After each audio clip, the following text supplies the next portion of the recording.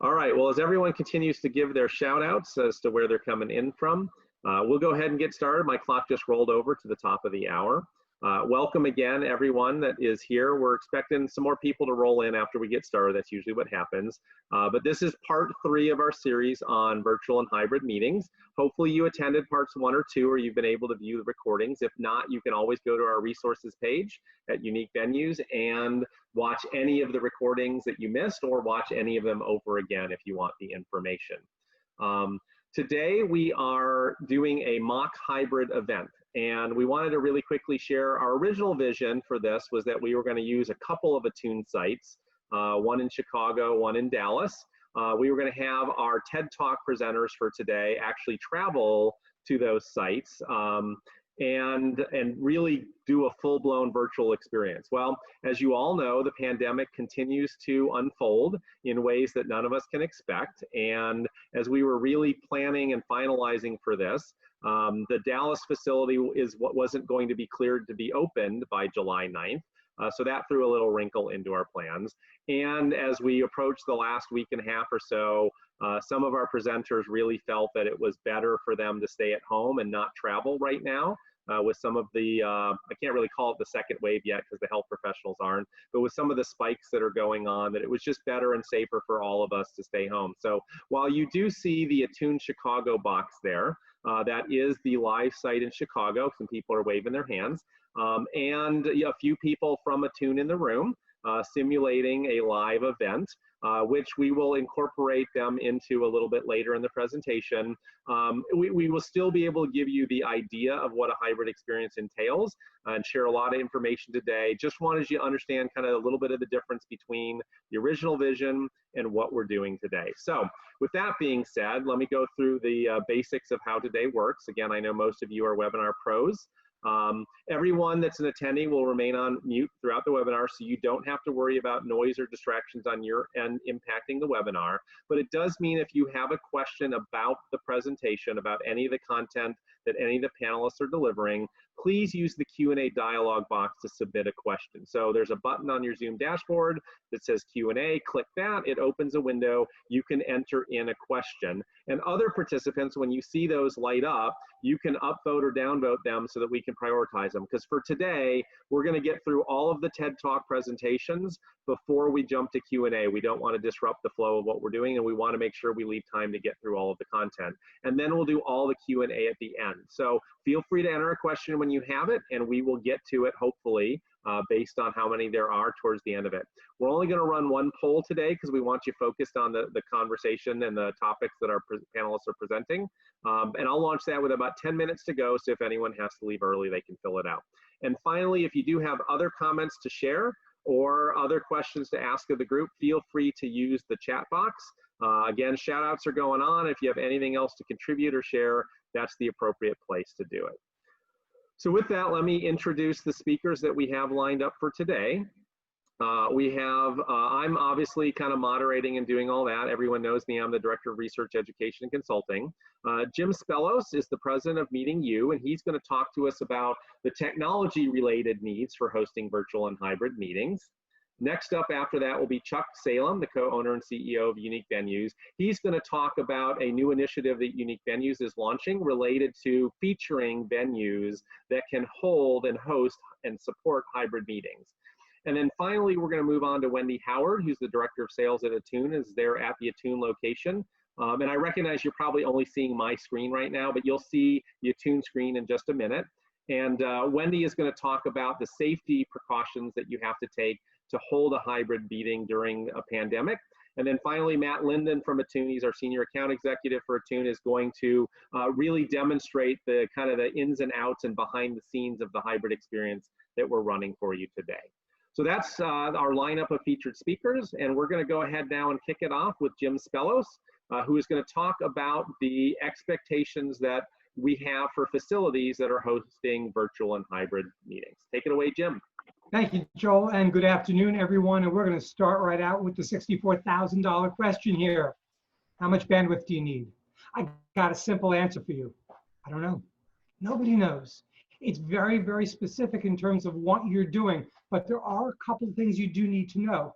Number one, at any point from a supplier or a planner standpoint, you can always do a test. And this is real simple and very much a snapshot in time. But understand you need to acknowledge that there's both speeds, download what's coming to you, what we normally use, and upload, very critical in the hybrid event because it's dealing with your image going up the camera into the other people's computers. That's when you have a Zoom meeting and all of a sudden you have one person whose video is cutting in and out. Oftentimes it's a bad upload speed. There's also an issue of latency being the delay in it. And you don't need to know all this, but you need to be aware of the components that can affect what you're doing with bandwidth. Now, understand something. While we're doing a hybrid meeting now with only a few people, there's going to be hybrid meetings down the road that might have hundreds of people live in the audience. And don't expect that all those people will just be focused on the live event. The likelihood is the bandwidth you're going to require for your event needs to include your audience also tuning in to what's being broadcast. So it's a really interesting dynamic. I've talked to a bunch of companies who say, well, it all depends what you need. One company said at least 10 meg up and 10 meg down. I've heard a lot more than that. However, what you need to understand with bandwidth is simple. You got to make sure it's dedicated for what you are doing, that it's not being shared in a facility that has guest rooms or has staff there or has offices. You want to understand the bandwidth that you are looking at from a planner standpoint and the bandwidth that you're offering from a venue standpoint needs to be discussed in specific terms to what is going to be usable for the event. Nothing else matters right there. So number one on the expectations, we got to get the bandwidth. How are you going to understand what that is? Because I've cleverly evaded that question. We'll get to down the road. But right now, number two, and maybe the most understated question here, is a question of lighting. Think about all the bad conferences you've been on with people sides and it looks like a horror movie. You can't expect that to happen and keep your hybrid attendees engaged. So your question, does it look good not only on a large screen in the room, but does it look good on a small screen in somebody's office? Shadows is what the lighting is going to cause. And let's face it, in a basic facility room with cans or fluorescents, guess what? You're not going to get the lighting for the folks that you need. So there is an approach to use, a three-point approach that's very cinematographic. Again, the company you're hiring needs to understand this, but you need a key light, you need a fill light, you need a backlight. You need to make sure that those people who are going to be doing the presentation need to be popping out on the screen of the people in hybrid land. Otherwise, guess what? They're not going to be engaged. And at that point, you might as well just record it and run it as a webinar because it's not a true hybrid meeting at that point. By the way, pro tip, avoid outside backlighting. Anytime there's blinds or a window in the room, black those out. Anything that can suck lighting away from the people you're trying to focus on is not going to be good for your audience. So number two in the conversation, lighting. Number three on the conversation, sound. Now, I'm a music producer as well as musician. Sound is near and dear to my heart. And I hear oftentimes in facilities, don't worry, we have house sound. Bull, I can't even say that, okay? You want to make sure you have really good sound in there. And in fact, this is where oftentimes the real good sound folks make tragic mistakes for you. For example, when you're doing a hybrid meeting, you got to test the sound from two places. In the room, sort of middle of where the attendees are, and in another room on the computer, because the sound's going to be different in those two areas. By the way, get the sound person off the soundboard, away from the back of the room or the corner of the room, because if they're the folks that have the best ears in the room, you want them standing where your attendees are. Also realize that all this noodling you do beforehand completely goes away when people come in there. Because guess what? Bodies absorb sound. So be aware all your sound tests that you're going to do, you want to make sure that you're ready to move and adjust on the fly as people get in there. Very, very important. Sound's a critical part of it. If it sounds crummy to the person who's online, guess what? They're not going to stay engaged. They're not going to be there. Number four in technology, power. Pretty straightforward, right? But if I was to ask the question of these things right here, we've talked about which one's going to draw the most power, the likely answer is going to be lighting. And in fact, it depends on the type of lighting that's being used. For example, if they have a really high-powered tungsten light, you'll probably need power drops in that room. So from a planner perspective, from a facility perspective, doesn't matter. Make sure you know the equipment that's needed and make sure that that room has the power that's required to make that work properly. That's 4. Number 5, and if you know me, you know I always talk about security. But regardless of where your bandwidth is coming from, and we'll get to that in a second, the security there, the encryption needs to be in line with what your organization's requirements are.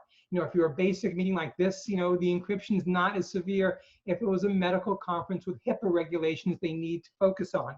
But do understand that you don't want people Zoom bombing or hybrid bombing your meetings. You want to make sure that you have protected the content as well as possible. And by the way, whomever is providing the bandwidth, don't just accept them saying, oh, we have good encryption or we have end-to-end encryption or transport layer. We're trying to give you names there. Test it out. One thing as a attendee you need to know is you also need to be able to protect yourself while you're in the room. So you might have a VPN, a virtual private network on. And I do know some facilities that block individual VPNs, and they do this in the whole encapsulated reason of it's going to be easier to manage. That doesn't cut it for me at all. So number 5, internet security, critical. Number 6, freedom of choice. I used to run an AV company. I understand that in a facility, that money that's coming into whomever's managing the technical is also going to the facility. It's also why, for my planner hat, it's more expensive to use in-house. So when you sign a contract, don't sign a contract that locks you in until you've made the same intelligent meeting planning, meeting professional decision as to what company is best for us. You want to make sure that if you are bringing another company in, that you validate and support all the union rules and regulations of that city. We are not ever talking about going around that, but we are talking about understanding that you need to have the choice. By the way, if you're doing this on more than one occasion, which down the road seems awfully likely, doesn't it? You might want to find a team that you like, maybe like Attune, and travel with them and have them always be part of that great, great team that makes these events pop and stick out. So number 6, freedom of choice. Number 7, in that same category, the whole idea, pardon me, of outsourcing. Outsourcing bandwidth as well as the technical requirements is another option. There are a number of companies that provide hybrid meetings in our industry that will provide dedicated mesh network bandwidth for you so you don't have to tap into the facility. That's why you need to know how much bandwidth you require and what it's going to take. So number 7, make sure that you do your outsourcing on all areas. Number 8, give yourself time to test. Really critical for whatever we do, but I would certainly expect to test the day before and make sure you have all your key players there. You test sound, even though you know it's going to be different from people in the room. You test lighting. You test how that image looks on a small 17-inch screen as well as on the big screen in the room. No matter what you do, test it, test it, test it. And that's technology. Get ready for something not to work the way you want it. But still, understand that any test you do, you're going to be able to see the potential hiccups in that. So that one extra day that's there to be able to make sure everything's working well, at least gets you that much further beyond the potential of any problems creeping in on the day of your hybrid. Number 9, reports, planners and venues. Same question. What type of reports are being distributed post-conference? Now, we all do our post-con reports, but I've been talking to planners for what seems like 20 years. I don't think it has been really, but an awful long time about making sure bandwidth and the AV usage, the bandwidth usage is part of that report. So from a facility standpoint, you better be able to provide really good data, hour by hour, how much is being used, how much down, how much up, because the planner is going to need that for that meeting and for meetings down the road. And planners, if you're looking to hire a great unique venues facility for your event, wouldn't it be really cool if you said, well, we did a hybrid meeting 6 months ago, and here's the data that we used. That gives everybody a great, great approach to make sure that everything is going to work as well as possible. So venues and planners, please never, never short function the reporting capabilities and make sure you have more data than you need, because that's what's going to ensure future success. So we've gone through 9. I'm out of time right now, except for one more thing. And the last thing I got to tell you is the bandwidth. I know I said it already, but it's so important. You understand that if you don't have adequate bandwidth, it's like if you don't have the adequate site for an event, your function's not going to go well. If you don't have the bandwidth that you need, you're not going to have a successful hybrid meeting.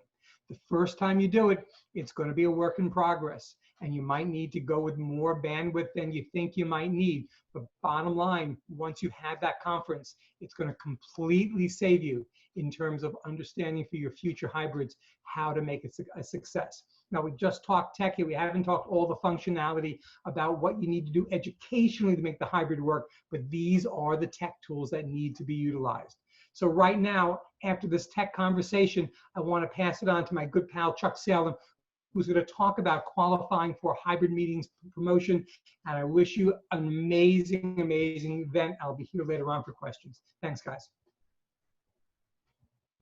Thanks, James. It's always great to hear what you have to say. Those of you who have attended UVAMC in the past have maybe seen James as one of our speakers, and those of you who will be attending UVAMC, our virtual conference this year, will hopefully have a chance to listen to James. I listen to him all of the time, and and keep in continual relationship with him, and it's always great. So thank you so much, Jim, for all of your feedback there.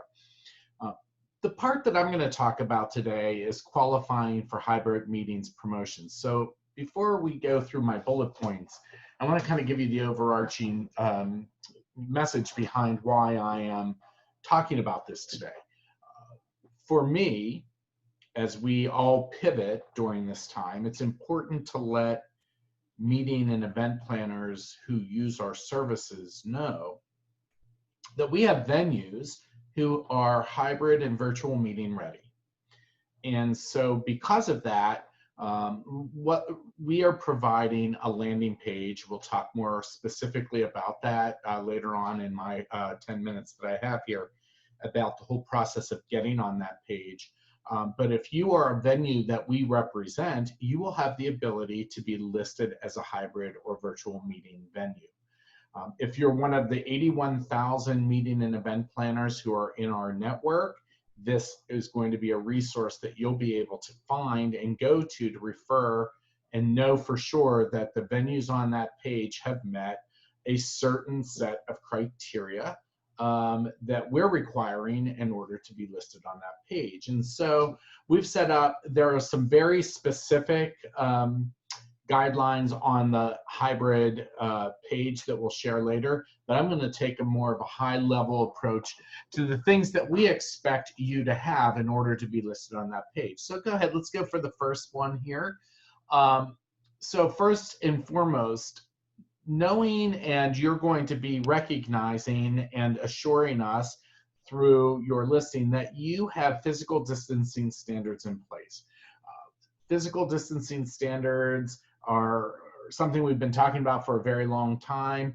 And as you can see, I think they could see the Attune room in Chicago. Their physical distancing is in place there. But it is very important that we recognize that you have to be able to assure meeting and event planners that you know and understand physical distancing guidelines, you understand capacities, and that you have room setups and room setup options in place to be able to accommodate their needs, their numbers, with guidelines in place.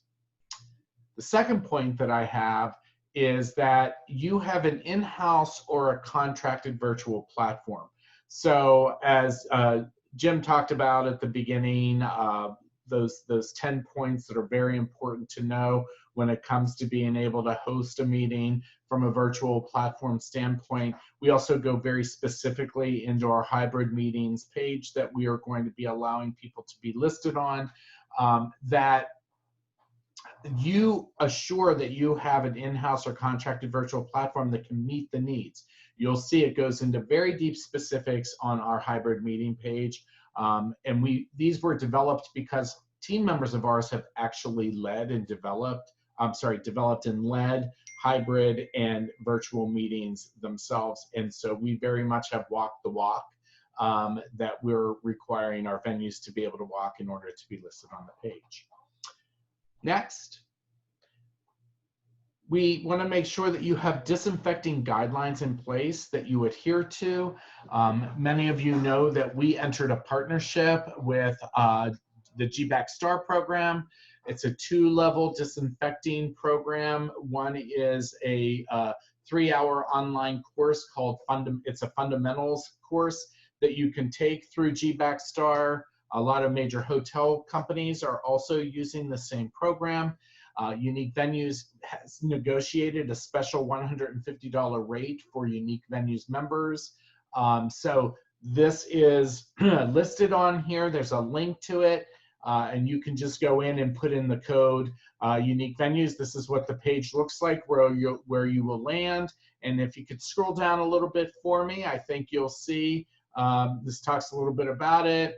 And then there is, if you want to begin the program, you can register now. It will ask you for a code. It says right there, all one word, no spaces, all caps, Unique Venues.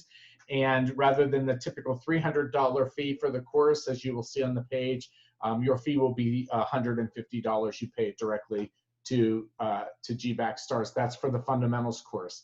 We also have partnered with them for their GBAC Star facility accreditation. This is based upon your facilities, the size and scope of your in square footage, the ways you use this, and they will actually work with you to develop a 20-point program that makes sure that you adhere to the GBAC Star accreditation guidelines. But these are ways to make sure you're letting planners know and you give that sense that, you know what, we know how to clean, we've got it all taken care of, we're doing it. Okay, so we've put that in place. You do not, let me be very clear, you do not have to use the GBAC Star program. That is not a requirement. We've simply made this available for those of you who don't know where to look. We've done our research, we've partnered with them. You just need to be able to assure us and planners that you do have disinfecting guidelines in place that you adhere to that will provide a safe sanitary live meeting experience for those who actually choose to come during the hybrid meeting. All right, next. Our fourth requirement is that you have a food and beverage plan in place for contactless service. We are not avoiding food and beverage. We actually are going to be doing an expert panel on the 22nd of July at 2 p.m. Eastern, and we're actually bringing in 4 venues who have actually successfully implemented live meetings in their venue, and food and beverage is one of the areas that we're going to be talking about. These conferences, these meetings, these special events still want to have food and beverage. So you're going to need to be able to ensure the planner that you have a plan in place for contactless service and safe service for food and beverage. And then finally, there's the registration and check-in policies. How for live attendees will you safely be checking in and registering people? Will there be temperature checks? Will there be social and physical distancing in place? How exactly will you be doing that to avoid as much contact as possible as live attendees come to your spaces? All right. Now, how are we going to be promoting that? First of all, we have a landing page we've developed, uniquevenues.com/hybrid-meetings, but it is not live yet, I don't believe. We do have this. This is what the page does look like. And this is where we will be listing the venues who can provide a hybrid meeting experience based upon the requirements that we have in place. You can scroll down a little bit more just to kind of give a sense. This shows you more specifics about these guidelines that we have, and then you'll be able to scroll down further and start to see, we know that Attune has them, so we've used them as a list, but what will be happening is that under each state or province, every city that has a venue will be listed, and there will be a link to your profile at uniquevenues.com. Okay, next. We'll be putting an indication on your profile that you are a hybrid and virtual ready meeting venue, and that the demonstration of that will be between you and the planner.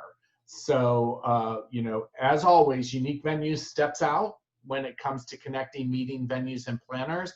Once we make the connection, the negotiations, your policies, your procedures, those are the things you'll want to share during the negotiation and contracting process. So that we are simply letting them know that you are listed as a hybrid ready meeting venue or event venue because you've met these 5 general criteria that we have, and specifics will come directly from you, the venue, to the planner. We will be doing email campaigns to planners. We have over 50,000 planners with email addresses who subscribe to our content, whether it's through newsletters or email marketing campaigns. So we will be doing an email marketing campaign to planners to let them know about this hybrid landing page where they can find venues that are ready to host their live and virtual meetings. And so we will be doing continual outreach, because maybe you're not ready yet to be listed on the hybrid meeting page, but once you achieve those things that we're asking for, you can always be added at any time. It's not it's always going to be continually being updated, and we're always going to be letting planners know that this page is out there. Next. Of course, you know, we have Unique Venues magazine that goes to nearly 50,000 meeting and event planners in the United States and Canada. So we will be including a magazine article featuring our hybrid ready venues page. We'll be also repeating this article in our newsletter, putting a link to it in our newsletter that goes to 50,000 planners. Plus, we will be doing a press release to the industry. Next. And then I know you're going to have questions, and I am going to ask that you wait until Monday to start to send these questions in, or you can send them, but just know that the person who answers this is on a vacation through Friday. But membership at uniquevenues.com is where you would normally send questions. If you have any urgent questions or important questions about that we can answer now, feel free to email me, chuck@uniquevenues.com, and I can field those questions for the rest of the week, and I'll just copy membership at that time. All right, next, I want to introduce our friends at Attune. First speaking will be Wendy Howard. She's going to be speaking about safety considerations. And so I'm going to go ahead and turn this over to Wendy, and then she'll go ahead and she'll turn it over to Matt after she's done. I'm going to wait till they show. All right, thank you. All right, thank you, everyone. Thank you, Chuck and Jim and Joel. Welcome to Attune Chicago. We're in Chicago's Loop. As Chuck said, I'm Wendy Howard. I'm the Director of Sales here in Chicago at Attune. We're going to be talking a little bit for a few moments about safety considerations and sanitization, as it's top of mind for everyone right now. And then when I'm done in just a few minutes, we're going to jump over to Matt, and you're going to actually see the hybrid in action. So thanks for your patience on that. So first we want to talk about before your event or your meeting. What we do at Attune is we send out an email, and we want to let our clients know what to expect. This is a new world we're all living in right now. So we let them know what to expect when they come to our building. They'll need to wear a mask when they enter through our main lobby, what they expect when they get upstairs. What precautions they need to take, how we're handling sanitization, how we're handling cleaning our AV equipment before and after an event, which, by the way, we want to remind you, check with manufacturers' recommendations, because everything is different with your AV equipment. Some permit you to wipe things off, some don't, some use spray, some do not. So make sure you check with manufacturer guidelines on that. The other part of this is we just want to make attendees feel as comfortable as possible. We want them to be at ease when they know they're coming, that things are taken care of. You see here our logo is Be Safe Chicago. Every area, every municipality, every state and city is different. Here In Chicago, we are part of the Be Safe Chicago program, which is a certification program. Chuck talked about different things that you can find on their website and how they're going to be showing you other locations that have been approved and are abiding by guidelines. So now for the day of the event, what to expect when you arrive. Here at Attune, we're practicing safe distancing, of course. We're wearing our face masks. I just took mine off to speak. Matt's gonna actually speak with his on in just a bit. At the check-in point, we have stickers on the floors, safety reminders, so not only for our staff, but for those visiting about social distancing. If you don't have the opportunity to do a site visit for clients, ask your venues. Do you have photos? Are you using signage to remind people about safe distancing? How are they handling it? Again, this is about making everyone comfortable. And besides the check-in, people wonder, how are things gonna look with food and beverage and with the common areas? Again, use those directional decals. They're just for friendly reminders. Chuck mentioned about they're gonna have an upcoming event about food and beverage. We're gonna show you a picture here next of our cafe here in Chicago. We had to come in and remove about 2/3 of our tables and chairs. Had to put those in storage. We had to set it up for safe distancing. We had to reduce the number of touch points in our facility.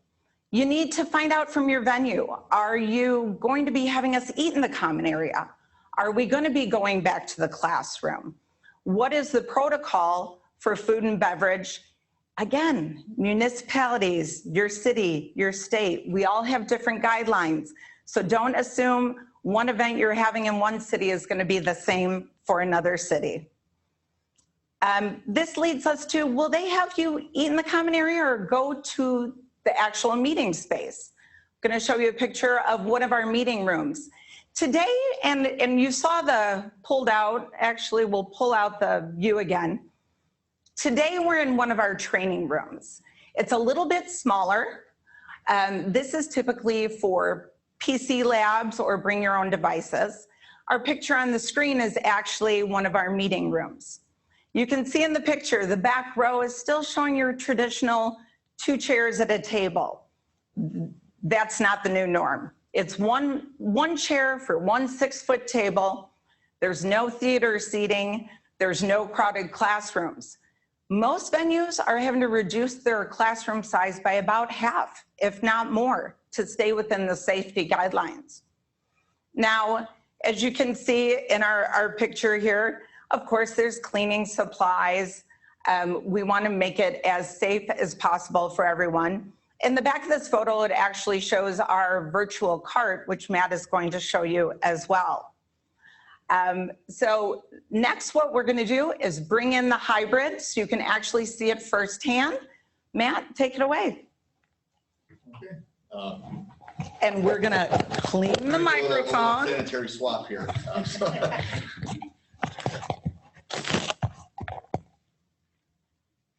All right. I'll talk more in a second about our microphones and how we approach this. Thank you, Wendy. Thank you. Just to fix that here. Oh, and of course, I'm having an issue. Okay, perfect. Okay, thanks everybody for holding on with us there for just a moment. So again, my name is Matt Linden.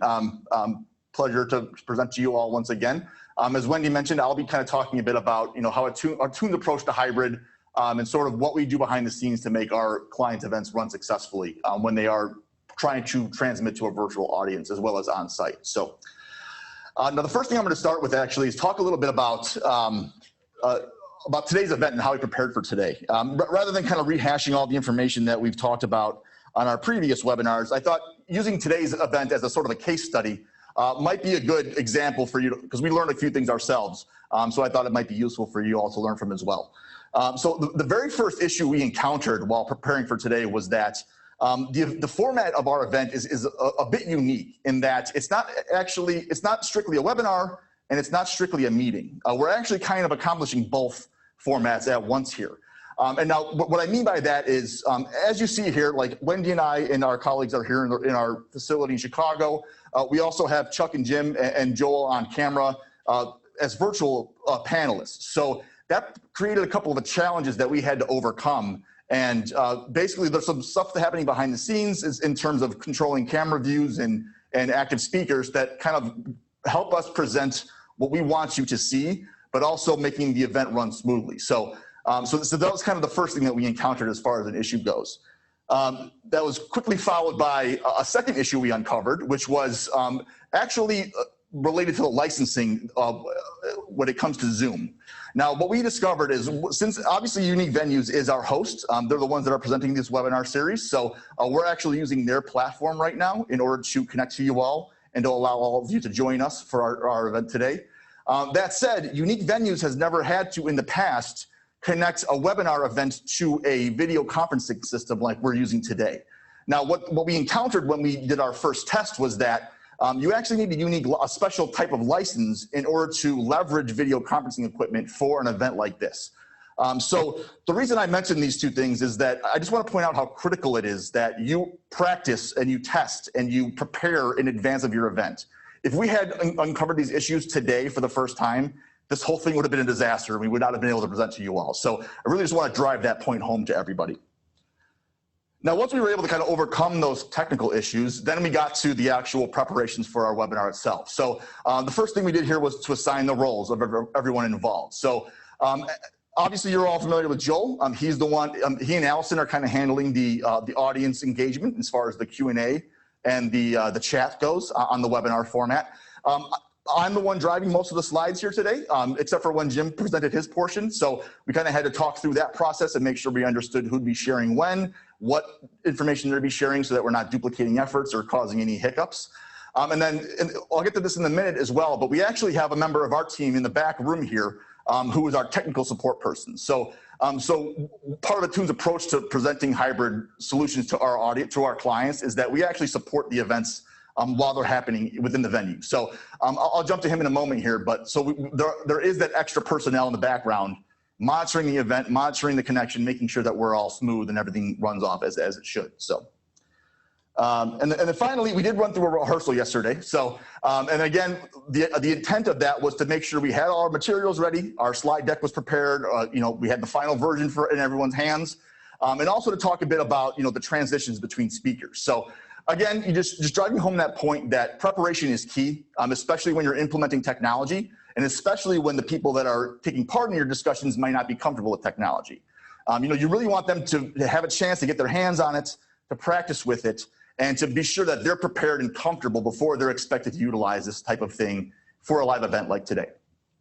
Okay? So with the rest of my time, I do want to kind of jump a little bit deeper behind the scenes from Attune's perspective and kind of some of the things that we implement as far as like hardware and equipment and technology go for when we are supporting our client events. So the slide I'm sharing with you now is actually a photograph of the cart that we in the room are looking at in the back of this classroom or in the back of this meeting room. So a couple of key things I want to point out to you. First off, at the very top of that picture, you see a camera. Now that camera actually has some full pan, zoom, and tilt functionality.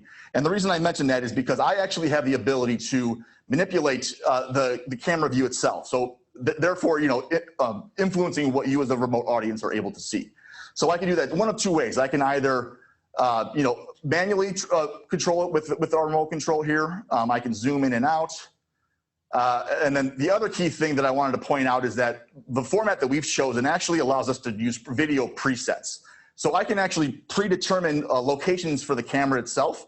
And then by the push of a button, I can change the view that I'm transmitting to the virtual audience. Okay, so whether I want to show myself speaking or if I want to show Wendy and myself here, or if I want to zoom out all the way and show the entire audience, this way, as I'm presenting materials and let's say I want to open up to a conversation with the group, I can pan out and actually show the rest of the audience within the room itself and allow the virtual attendees to see the people that are actually speaking in the room. Okay, so the other thing I wanted to point out in this video you're seeing is the actual monitors themselves. Now, what you're looking at is actually a dual monitor setup. And the reason why we take that approach is two reasons.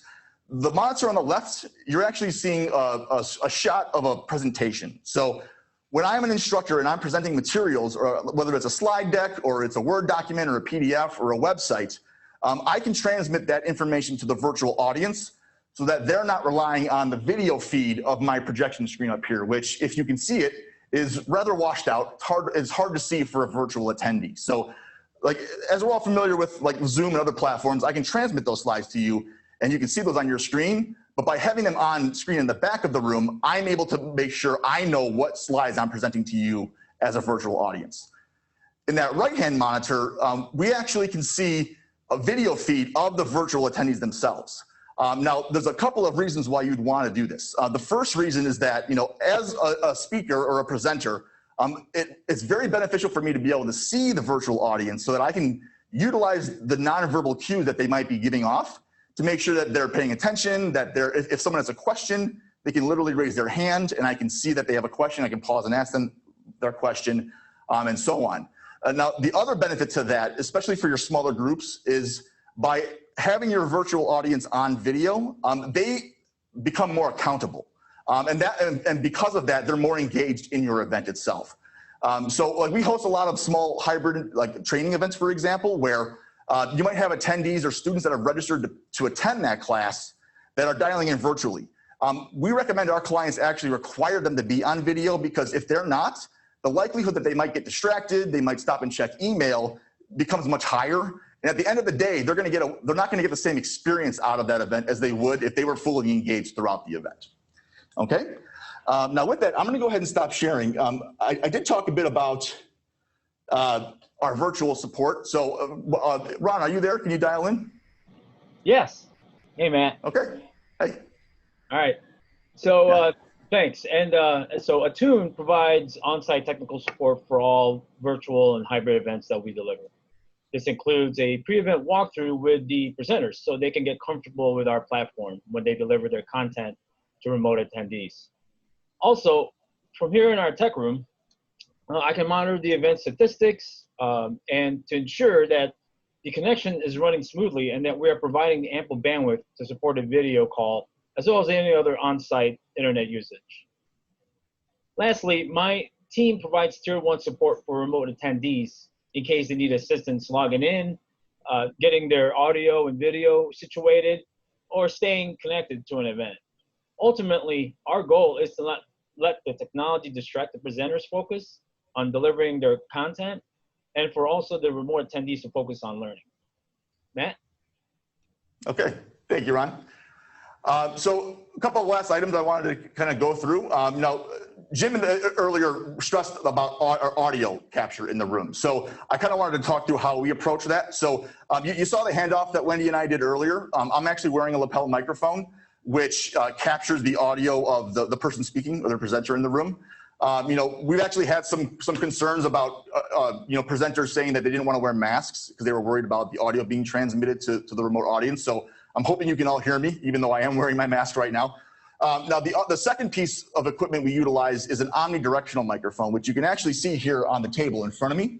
Now, the intent behind that piece of equipment is to actually capture audio within the room. So, for example, if I wanted to pause right now and address the audience that's here right now, they can actually speak and ask a question or add a comment and allow the virtual attendees to still hear that conversation from both sides. So, for example, Beth, if you wouldn't mind just speaking for a second to. Hello, everyone. So hopefully you all can hear Beth. So just to kind of illustrate that microphone is actually picking up her audio. So if she were to ask a question or make a comment, you all can hear what she has to say, rather than the presenter having to repeat everything being said on both ends. Okay. The last point I wanted to make, and this has been said once or twice now, but it's so important that I do want to stress it one last time, is bandwidth. The approach that Attune takes with bandwidth is we actually utilize a redundant bandwidth system. So we actually contract with 2 separate internet service providers at our venues. So right now we're on our primary connection, obviously.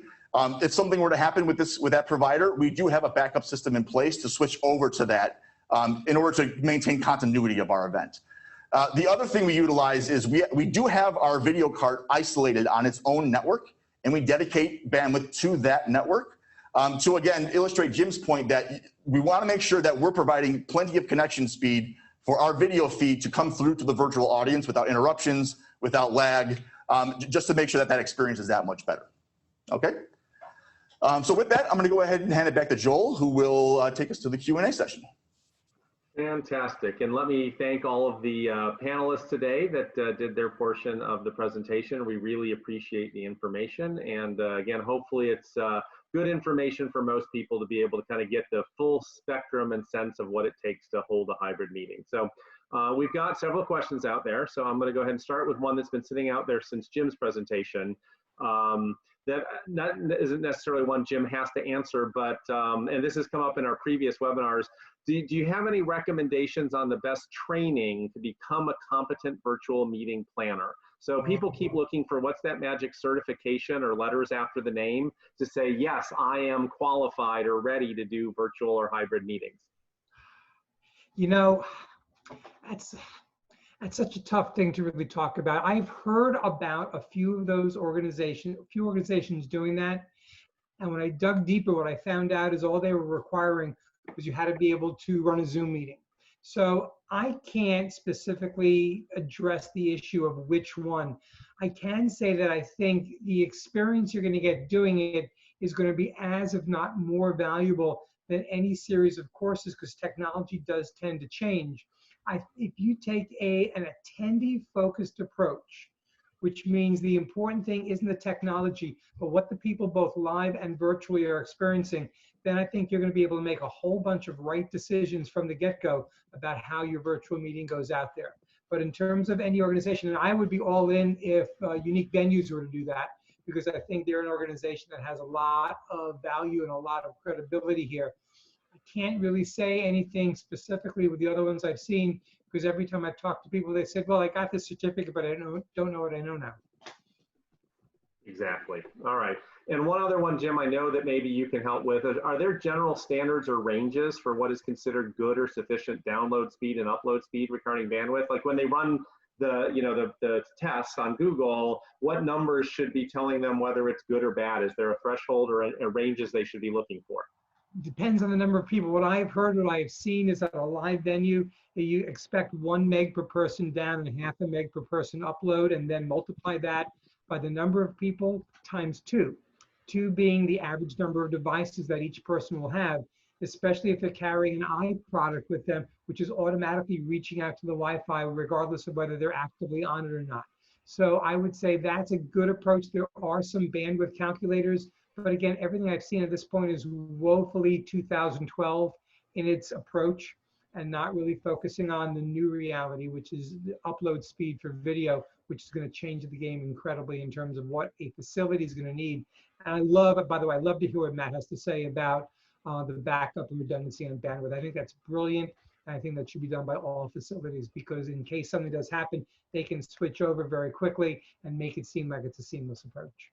Exactly. So thank you for that. And Beth Becker from Attune let us know that MPI and PCMA are offering some certification programs out there. And we've seen members in the past in the chat box kind of reference those for things that can be checked out. And CBEN is offering some complimentary training as well in this subject area, just like we're doing as well. So thank you for that, Beth.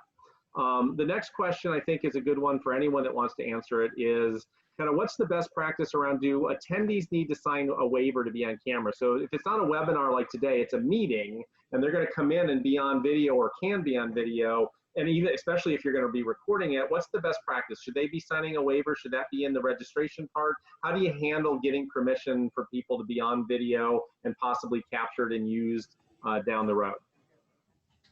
I would recommend doing just that, especially in case it's going to be played back later or there are photos, someone shares a photo. We've all seen this during COVID. People take a photo of all the people that are on their Zoom conference meeting.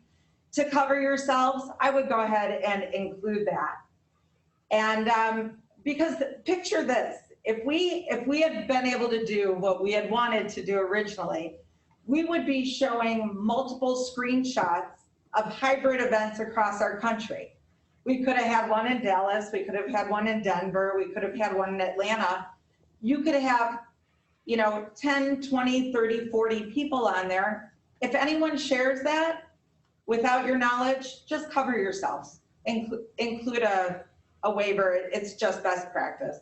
Yeah, and I would assume, again, that's not just the people on coming in virtually, like anyone that's in the room right there, right now. We know they're all Attune employees today, but if they hadn't been, you'd have wanted to get their signature on something so that if you did take a picture and say, this is from our webinar today and post it on social media, you'd have rights to use it. Absolutely. Yeah. Any other thoughts on that, Chuck? Yep, I would make it part of the registration process. Yeah. I would make it very clear when they register that this event is a virtual hybrid meeting, and you may be captured on camera during this event, and then have them check, I do or I do not give permission to be on camera. If they say they do not give permission, then just like Matt showed that the room can be zoomed in, I think that people who do not agree to be on camera should be placed in a certain part of the room where they would not be captured. I don't know if anybody else agrees with me, but to me, that sounds really difficult. That sounds really difficult to implement. I would say that if they don't agree, that they have to keep their video off so their image doesn't get shown there. But to actually put them somewhere else in the room could affect their learning capability. But their video, their personal video? Well, Their camera.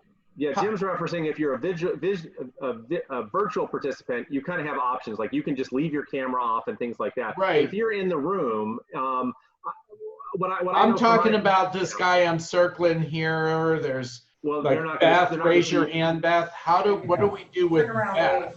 How do we show the room if they don't give permission? I'm talking about the people who are in the room, right, more than the people who are virtual. Get your industry lawyer to have that conversation, because I think that's where that one's going to go at a certain point. Yeah. I think there's two levels to it, Chuck, and I think back to some of my days at the University of Arizona with things like this, a classroom and things like that. We could take a picture from the back of the room with heads in it and it was okay. But if someone became faces or personally identifiable, then we had to have a waiver on all of that. So again, if someone says, no, I'm not comfortable, then no pictures from the front of the room that day. But you don't say, okay, you've got to go sit in this part of the classroom so that we can take a picture. What you do is work towards another day that you can take that shot or stage it, in a way that you're looking for your promotions and that sort of thing. So let's move on to some technical things, just really quickly about the room. So there's some questions that came in about the microphone. So Matt, what microphone is that? And how far back does that Omni microphone pick up, if you want to kind of demo that really quickly? Sure. So I'm wearing the lapel microphone. To be honest, I'm not even sure. It's Rebel Labs is the actual brand that we've invested in for this particular location. So I'm going to hand this to Wendy, and then I'm going to go ahead and remove the Omni mic. The Omni mic is designed to pick up. I'm relatively certain it'll catch the audio from this entire room, regardless of where I stand. So let me go ahead. I'm going to place it right here, and I'm going to walk this direction. And can you all still hear me?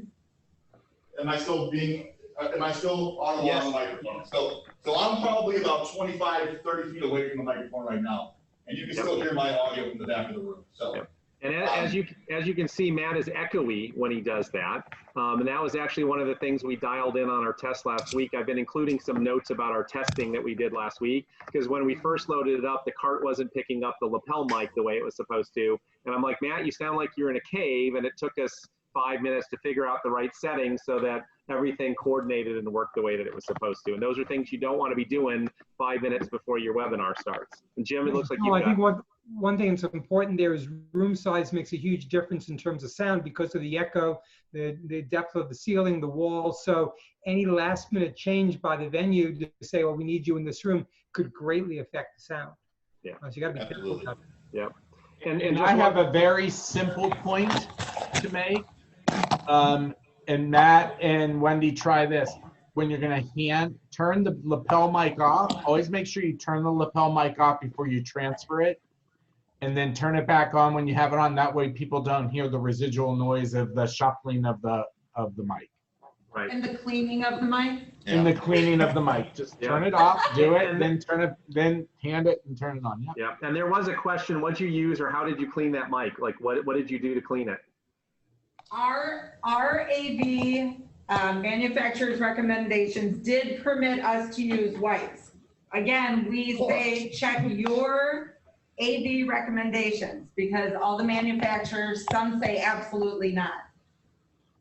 So you want to be careful of that. Good advice. You don't want to ruin your $300 lapel mic because you took a hand wipe to it and now it doesn't work anymore. So, and if you're a venue, you want to make sure to let the instructors and the students know, because if they're in there wiping down stuff that shouldn't be wiped down, you want to make sure everybody communicates and knows the do's and don'ts. Yep. I've just launched the session evaluation because I know some people are starting to drop off. I meant to do it a couple minutes ago, so I apologize. If you can fill that out, we certainly appreciate the feedback, but we got some time here, so we'll keep rolling through. We had, going back to video and audio releases, someone posted a link in the Q&A to eforms.com/release/video. It's there. I'll try to remember to send that out in the post follow-up. But if you're looking for a generic release form, there's a great place for you to be able to find one. A good question here was, are the techs in the tech room the ones that would switch to the backup internet should anything be going wrong? And how would you signal that? So like if something happened, Matt, would you even know, or would Ron in the control room just see, oh, this link has gone down, or does it just happen automatically and no one has to do anything? So we do actively monitor that. Which is not to say that Ron is back there watching every virtual or hybrid meeting that we're running. He's not actually attending the events themselves, but he's able to monitor the statistics of each event from a dashboard. So he'll know right away if our internet connection goes down. He will proactively switch our connection over to the other service providers. So from Attune's perspective, it's not an automatic switch. It's something that manually has to be done. Now, the other thing I wanted to mention is that if I were a regular presenter hosting a meeting here, and even if I could, maybe I couldn't get my microphone on, someone's commenting that my microphone's echoey or I'm not legible, I would just go grab Ron from the tech room and have him come and troubleshoot that. So that's kind of our approach to that. Whereas each venue is going to have to consider what sort of resources they have available. Right. Yep. All right, another question that came up was about air circulation systems for safety. So especially because the discussions keep going, is the virus airborne, is it not airborne, whatever. Wendy, can you talk a little bit about any air circulation issues or things that you've addressed there at the site in Chicago? Our building is run by a management company here, and they communicated with us what precautions they were taking.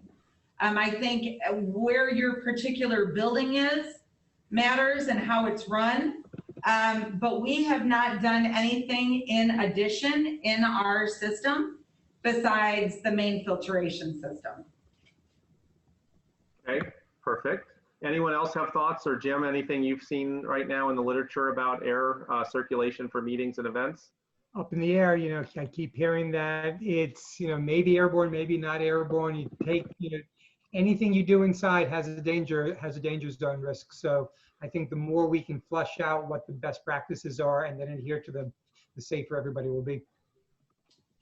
Perfect. And I am typing an answer really quick right now, but someone asked, what's the GBAC code? It's really simple. It's unique venues, all one word, all caps. Unique venues, all caps, one word.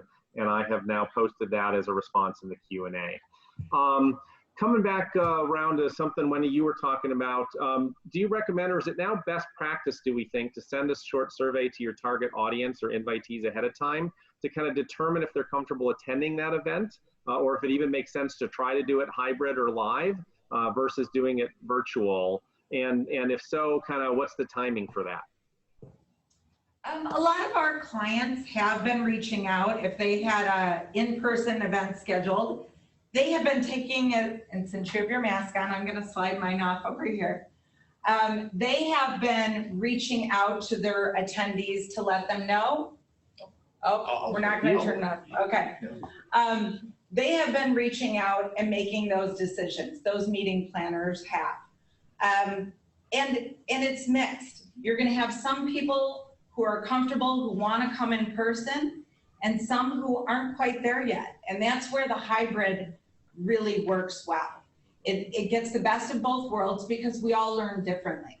And if you were supposed to have a national meeting, like I said before, you could have 10 here, 10 in another city, 10 in another city, still feel together, but people don't have to get on a plane. They don't have to get on a train.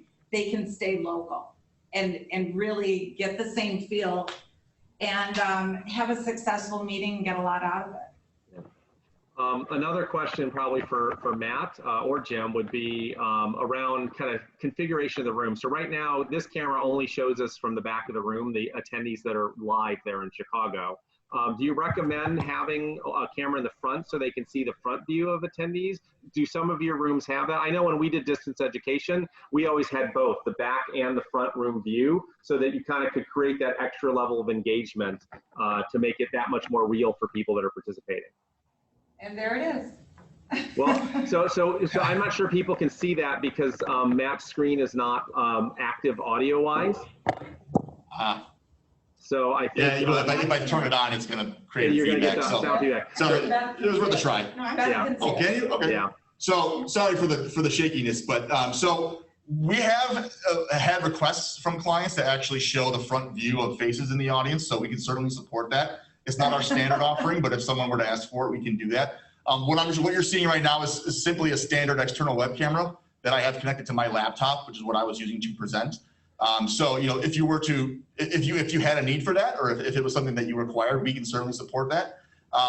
The only caveat being that it does become a bit more, one more thing to manage. So you want to make sure that your instructor or your presenter is comfortable managing that video, and that you're conscious of what's being shown on that video.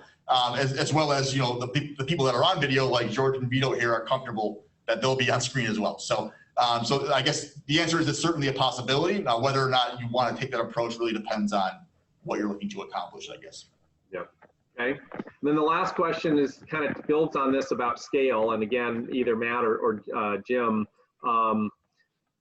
Someone's saying this is fine for a small room, or dual monitors work for a group of 10 or 12 or whatever, but what if you've got like an educational session that has 100 live participants and lots of virtual participants? Like what do you need that space to be like, and how many cameras and TVs, and what is this will be our last one for today, but what are the thoughts on scaling this up beyond what we did today to something that's much more massive in scale? I'll take a first stab at that, because if you're going to look at it, I would say look at it from the attendee at-home perspective. You need a camera in the front, something that's focused on the presenter, that's going to allow the person at home think that they're actually there and not very distant. You need at least one other secondary camera. And again, the issue of whether people have licensing to use the people in the room is another part of this whole question. But at least one other camera up there for a second type of shot to be able to switch around.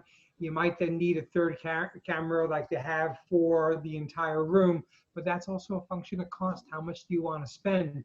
If you're doing a larger session though, having at least one main camera, well lit, well backdropped up there, will allow the people at home to get as good an experience as the people in the room, or at least close to as good of an experience. Yeah. The only thing I'd add to that is, then audio becomes another consideration. It becomes a bit more difficult to manage. One of the reasons why we took the approach we did, is in consideration of our room size. We are in a smaller room, so the 2 microphone system we utilize works here.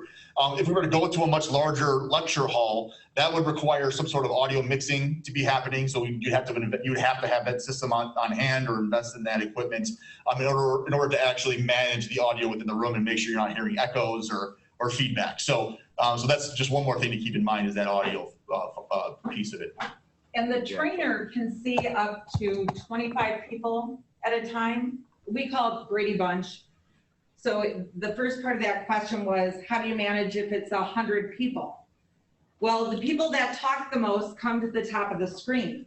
So the trainer, or whoever's teaching the class, can see those people coming up to the top of the screen. And the great thing is they're not down here like this in their computer looking at it.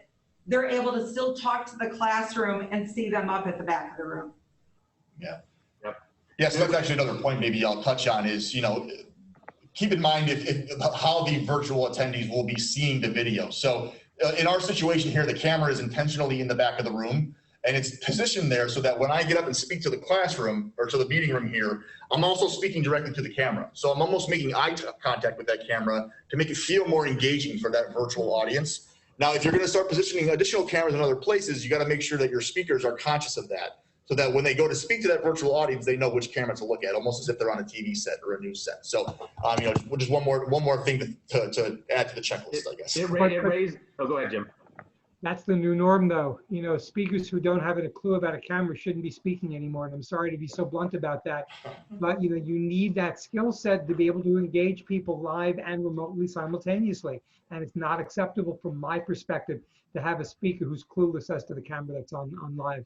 And it raises it to the level now of a production, because now you're really running a script with cameras and cues and all of those other things. And you might be piping in videos that played at certain points. And so again, like for today, we don't actually have a production manager. I mean, I guess I'm kind of it.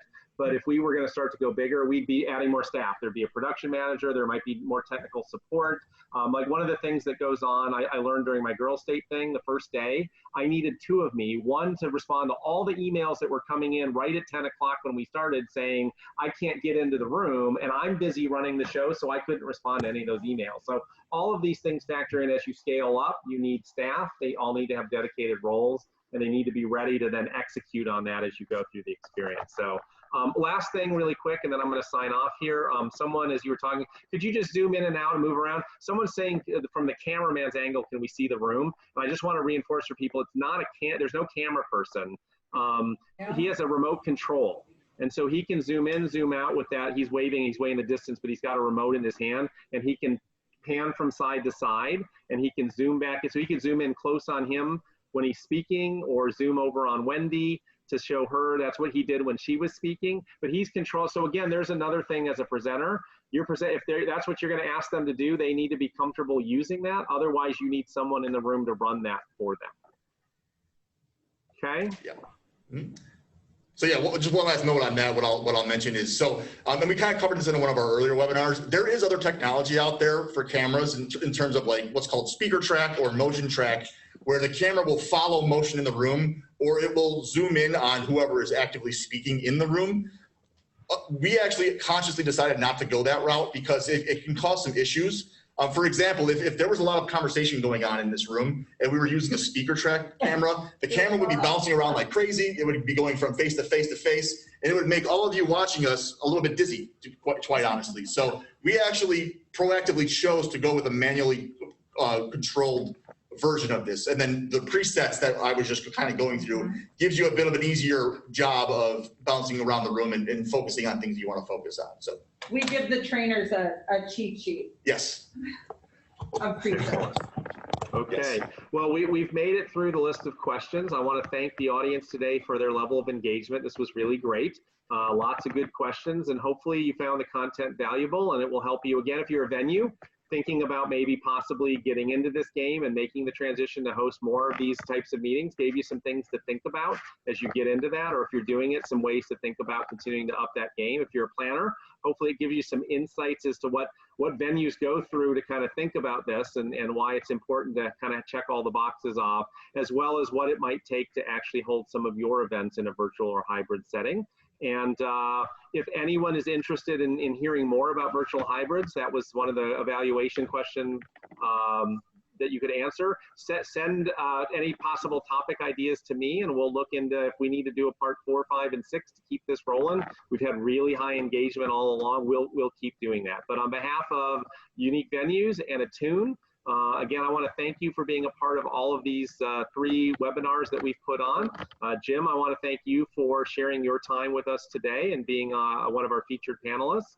And for everyone out there, we've got more webinars lined up. So head over to uniquevenues.com/resources. You can see everything out there that's upcoming. You can see the link, the recording of this presentation. It'll be up within 24 hours. And if you click on the hyperlink right below the featured video, you find all of our past webinars that we've done since the beginning of COVID-19. So thank you everyone for being here. We look forward to seeing you on a future Unique Venues webinar.